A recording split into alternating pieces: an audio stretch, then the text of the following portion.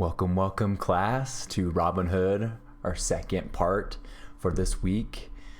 Those that are watching this is probably after Thanksgiving break. I'm recording this during Thanksgiving break, but I hope that you had a wonderful break and enjoyed spending time with your family and eating good food. I'm glad to be back with you. I hope you enjoyed the first few chapters that we read for this week, chapters 6, 7, and 8. And today we're going to be reading chapters 9 and 10, and that will be our chapters for the week.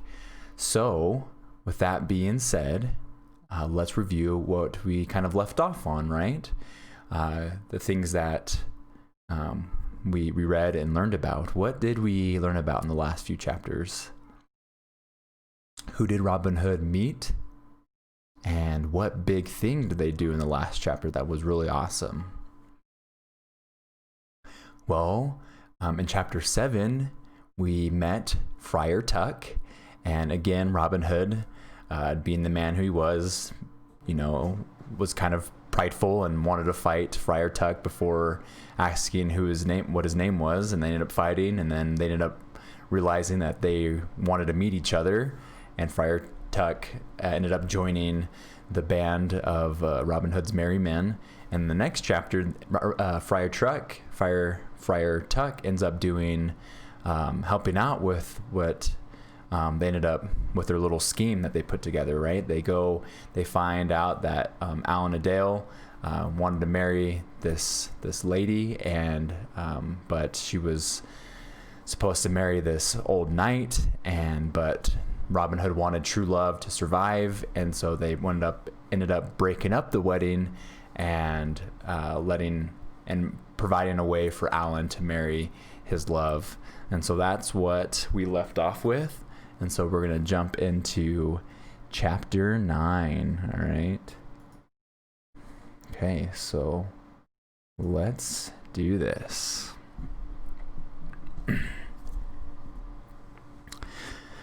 How Robin Hood Fought Guy of Gisborne. I dwell by dale and down, said he, and Robin to take I'm sworn, and when I am called by my name, my right name, I am Guy of good Gisborne. Robin Hood's name and deeds had reached the king's ears in London, and he sent word to the sheriff to capture the outlaw or lose his office. So the sheriff tried to surprise Robin Hood in the forest, but always without success. He also increased the price put on Robin's head, in the hope that the best men of the kingdom would try to capture him.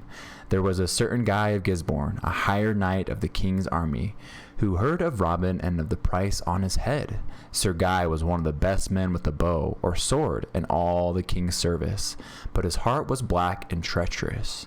He obtained the king's permission to hunt down the outlaw, and he came to the sheriff at Nottingham. I have come to capture Robin Hood, said he, and mean to have him dead or alive. I will aid you gladly, answered the sheriff. How many men do you need?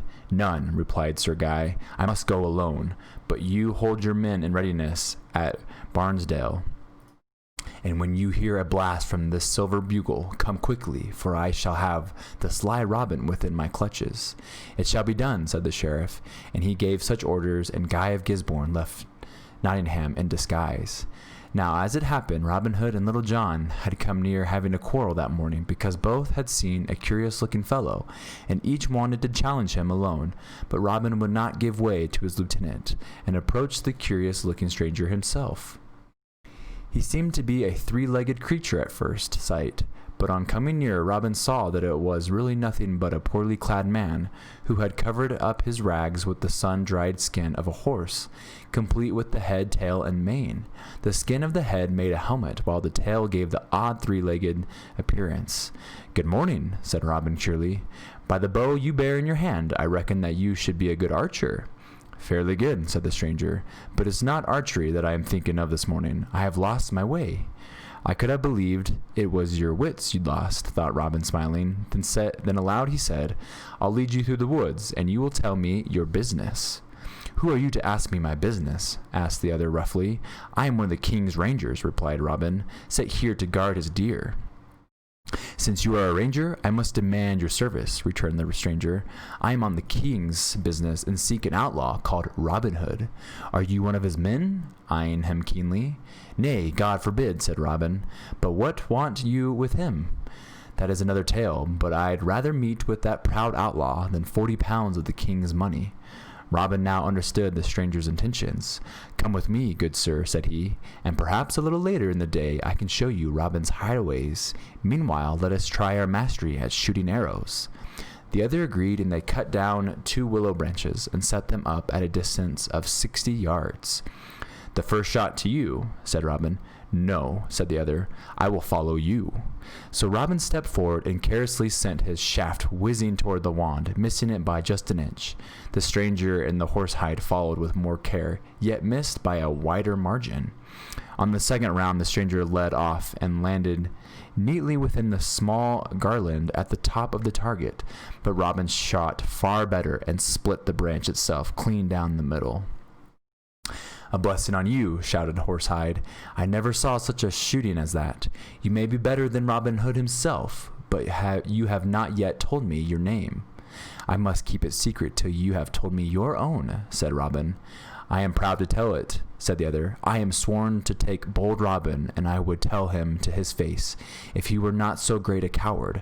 I am Guy of Gisborne." He said this with a great show of pride, and he strutted back and forth, forgetful that he had just been beaten at archery. Robin eyed him quietly. "I think I have heard of you elsewhere. Do you not bring men to the gallows for a living?" "Aye, but not only outlaws, such as Robin Hood." "But what harm has Robin done to you?" "He is a highway robber," said Sir Guy, evading the question. "Has he ever taken anything from the rich that he did not give again to the poor? Does he not protect the women and children and side with the weak and helpless? Is not his greatest crime shooting a few of the king's deer?" "Enough of your questions," said Sir Guy impatiently. "I suspect more than ever that you are one of Robin's men yourself." "I have told you I am not," said Robin briefly. "But if I am to help you catch him, what is your plan?" "Do you see this silver bugle?" said the other. "A long blast upon it will summon the sheriff and all his men once I have Robin within my grasp, and if you show him to me, I'll give you half of my 40-pound reward. I would not help hang a man for 10 times 40 pounds, said the outlaw. "Yet will I point out Robin to you for the reward I find at my sword's point. I myself am Robin Hood." "Then have at you!" cried the other, springing swiftly into action. His sword came from beneath his horse's hide with the speed that comes from long practice, and before Robin had a chance to guard himself, Sir Guy slashed at him. Robin dodged the lunge and drew his own weapon. "A foul trick," said he grimly, "to strike at a man who was unprepared." Then neither spoke more, but fell to work sternly, lunge and thrust and parry. For 2 full hours the weapons struck together, and neither Robin Hood nor Sir Guy would yield an inch. So to pause really quick, to parry means to ward off a weapon or a blow. So none of them were able to strike one another. All right, continue to read. The fighters glared at each other, the fires of hatred burning in their eyes. One was fighting for his life, the other for reward and the king's favor. Still the gleaming blades circled swiftly in the peaceful sunlight and hissed like maddened serpents. Neither had yet touched the other until Robin unluckily stumbled over the root of a tree, and Sir Guy, instead of giving him the chance to recover himself, as any true knight would have done, struck Robin while he was down and wounded him in the left side. "Ah, dear lady in heaven!" gasped Robin, uttering his favorite prayer. "Shield me now! 'Twas never a man's destiny to die before his day." And he sprang up again and came straight at Sir Guy with an unexpected stroke. The knight had raised his weapon high to give a final blow when Robin reached beneath his guard. One swift lunge and Sir Guy of Gisborne staggered backward with a deep groan, Robin's sword through his throat. Robin looked at the slain man regretfully. "You did bring it upon yourself," said he. "I would not willingly have killed you." He looked at his own wound. It was not serious, so he soon staunched the blood and bound up the cut. Then he dragged the dead body into the bushes, took off the horse's hide, and put it upon himself. He placed his own cook upon Sir Guy and marked his face so no one might tell who had been slain. Robin's figure was not too much different from Sir Guy's, pulling the horsehide well over himself so that the helmet hid most of his face. Robin seized the silver bugle and blew a long blast. In 25 minutes, a score of the sheriff's best archers came running up. A score means 20. So 20 of the sheriff's best archers came running up. "Did you signal us?" they asked, approaching Robin. "Aye," said he, going to meet the puffing sheriff. "What news, Sir Guy?" said the sheriff. "Robin Hood and Guy of Gisborne had a fight, and he that wears Robin's cloak lies yonder." "The best news I have heard in all my life," exclaimed the sheriff, rubbing his hands. "I wish that we could have saved him from hanging, though I cannot now complain." "But I see you have not escaped without a scratch," continued the sheriff, becoming talkative through pure glee. "Here, one of you men, give Sir Guy of Gisborne your horse. You others bury that dog of an outlaw where he lies, and let us hasten back to Nottingham." So they put spurs to their horses, and as they rode, Robin forced himself to talk merrily. "A favor, Sheriff?" he asked as they reached the gates of the town. "What is it, sir? You have only to ask," said the sheriff. "You can ask for double your reward, and it will be yours. It isn't every man that can take Robin Hood." "No, Excellency," asked Robin. "I say without boasting that no man took Robin Hood yesterday, and none shall take him tomorrow." Then he blew 3 loud blasts upon his own horn, drew out his own bow, and before the astonished sheriff and his men could defend themselves, arrows were whistling in their midst. Will Scarlet and Will Stuteley had been watching ever since the sheriff and Robin rode back toward Nottingham. Now in good time they came, and the sheriff, surprised, turned tail and ran, while Robin and his men sped swift arrows after them and laughed to see them go. Wow. Robin Hood. That was a fun chapter to read. Hope you guys enjoyed that. Robin Hood continues to find ways to disguise himself and to play games on those that are trying to get him. It's a little sad that Robin had to end up killing Sir Guy of Gisborne, but as Robin said, he kind of brought it upon himself. Robin said he wouldn't want to have done that, but he knew that the only way to save himself was to end up killing Sir Guy. So I wonder what you guys think. Do you think it was good that Robin did that, or do you think Robin could have found a different way? Let me know what you're thinking, and you can put them in the comments of this video or down below in Canvas. Okay, our last chapter for this week, chapter 10. How a beggar filled the public eye. I wonder if this beggar is going to be Robin Hood. Good Robin accost him in his way to see what he might be. If any beggar had money, he thought some part had he. One morning, soon after his duel with Guy of Gisborne, Robin wandered alone down the road to see if the sheriff had returned to search Sherwood, but all was still and peaceful. No one was in sight except a solitary beggar who was trudging along in Robin's direction. The beggar caught sight of Robin. At that moment he emerged from the trees, but gave no sign of having seen him. He came forward merrily, whistling and beating time by punching holes in the dusty road with the stout staff in his hand. The odd look of the fellow arrested Robin's attention, and he decided to talk with him. The fellow was bare-legged and bare-armed, and over his shoulder he carried a heavy, bulging bag that was buckled by a leather strap. He had 3 hats upon his head, all tightly pulled together. "Ha!" Robin thought to himself. "This is a lucky beggar for me. If any of them have money, this is the one, and he should share it with us poorer bodies." So he flourished his own stick and planted himself in the traveler's path.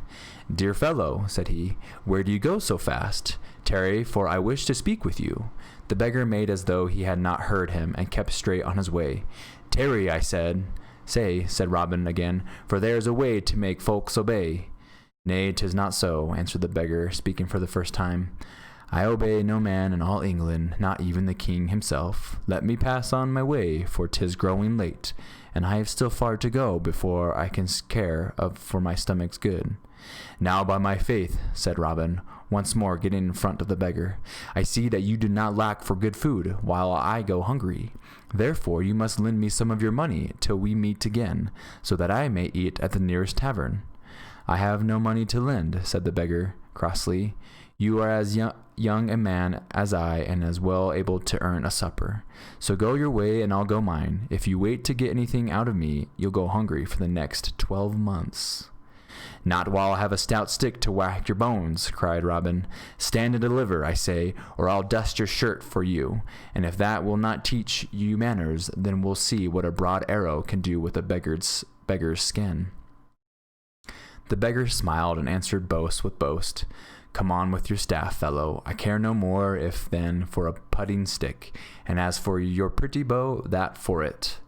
And with amazing quickness he swung his staff around and knocked Robin's bow clean out of his hand, so that his fingers smarted with pain.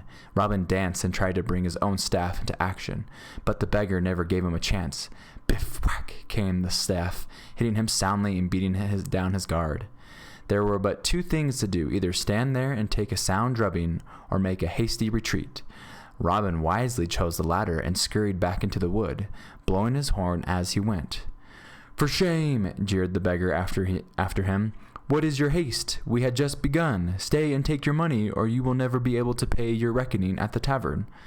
But Robin never answered him a word. He fled up a hill and down dale till he met 3 of his men, who were running up in answer to his summons. "What is wrong?" they asked. "'Tis a saucy beggar," said Robin, catching his breath. "He is back there on the high road with the hardest stick I've met in a good many days. He would not give me a fair chance to deal with him." The men, much and two of the widow's sons could scarcely conceal their laughter at the thought of Robin running from a beggar. Nonetheless, they kept serious faces and asked their leader if he were hurt. "Nay," he replied, "but I shall feel better if you will fetch me that beggar and let me have a fair chance at him." So the 3 yeomen hasted to the high road and followed after the beggar, who was going smoothly along his way as though he were at peace with all the world. "The easiest way to settle this beggar," said Much, "is to surprise him. Let us cut through this neck of woods and come up before he is aware." The others agreed to this, and the 3 were soon close upon their prey. "Now," said Much. The other 2 sprang quickly upon the beggar's back and wrested his staff from his hand. At the same time, Much drew his dagger and flashed it in front of the beggar's face. "Yield," he cried. "A friend of ours awaits you in the wood to teach you how to fight properly." "Give me a fair chance," said the beggar violently, "and I'll fight you all at once." But they would not listen to him. Instead, they began to march him toward the forest. Seeing that it was useless to struggle, the beggar began to bargain. "My good masters," said he, "why use this violence? I will go with you quietly if you insist, but if you will set me free, I'll make it worth your while. I have 100 pounds in my bag here. Let me go my way, and you shall have all that's in the bag." The 3 outlaws took counsel together. "What say you?" asked Much of the others. "Our master will be more glad to see the beggar's wallet than his sorry face." The other 2 agreed, and the little party came to a halt and let go of the beggar. Count out your gold, friend," said Much. There was a brisk wind blowing, and the beggar turned about to face it as soon as they unhanded him. "It shall be done," said he. "One of you lend me your cloak, and we will spread it upon the ground and put the wealth upon it." The cloak was handed to him, and he placed his bundle upon it as though it were very heavy indeed. Then he crouched down and fumbled with the leather fastenings. The outlaws also bent over and watched closely, in case he might hide some of the money on his person. Presently he got the bag unfastened and plunged his hands into it. From it he drew, not shining gold, but handfuls of fine flour, which he threw into the eager faces of the men around him. The wind aided him in this, and soon there arose a blinding cloud that filled the eyes, nose, and mouths of the 3 outlaws, till they could scarcely see or breathe. While they gasped and choked and sputtered and felt around wildly for the beggar, he finished the job by picking up the cloak by its corners and shaking it vigorously in their faces. Then he seized a stick that lay conveniently near and began to rain blows down upon their heads, shoulders, and sides, all the time dancing first on one leg, then on the other, and crying, "Villains, rascals, here are the 100 pounds I promised. How do you like them? You'll get all that's in the bag." Whack, whack, whack, whack went the stick, emphasizing each word. Howls of pain might have gone up from the sufferers, but they had too much flour in their throats for that. Their one thought was to flee, and they stumbled off blindly down the road, the beggar following them a little way to give them a few parting knocks. "Farewell, my masters," he said finally, turning the other way, "and when next I come along the road, I hope you will be able to tell gold from flour." With this he departed, an easy victor, and again went whistling on his way, while the three outlaws rubbed the flour out of their eyes and began to catch their breath again. As soon as they could look around them clearly, they saw Robin Hood leaning against a tree trunk, and watching them smiling, he had recovered his own spirits on seeing their condition. "God save you," he said. "You must have been to the mill from the look of your clothes." When they answered not a word, he went on a soft voice. "Did you see anything of that bold beggar I sent you for lately?" "In truth, master," responded Much, the miller's son, "we heard more of him than we saw him. He filled us so full of flour that I shall sweat it for a week.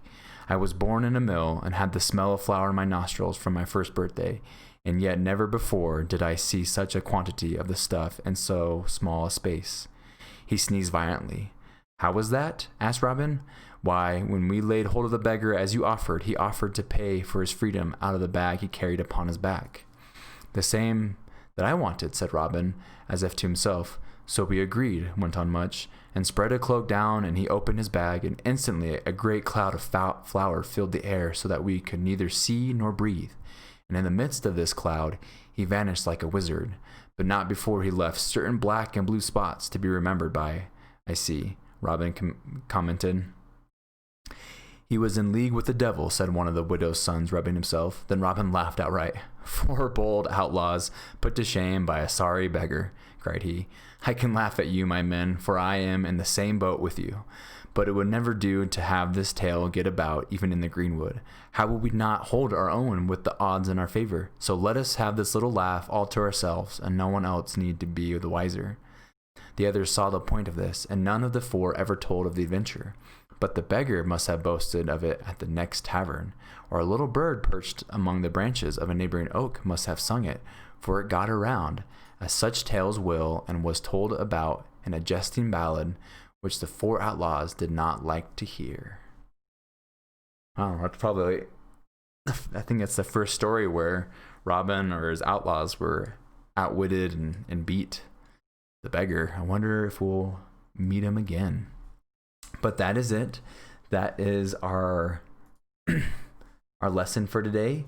I hope you guys enjoyed reading this week's chapters 6 through 10. And we are halfway done with Robin Hood. It's crazy. I think there's 10 more chapters left. And there is only 2 more weeks after this week of school. So please, please, please, please do what you need to do to set a good schedule, to get your work done at home, get caught up. We want you to succeed in 4th grade and go on to 5th grade and be ready for 5th grade. So you need to take the time and do the work. And I am here for you to help you understand anything that you don't understand.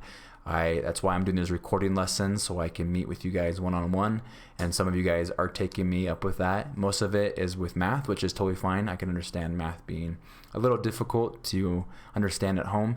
So please, if you're struggling with any subject, please reach out to me, and I will also do my best to reach out to you guys, those that are behind. But school for this quarter is almost done, so finish strong, and I will see you guys in the next videos. Have a great day.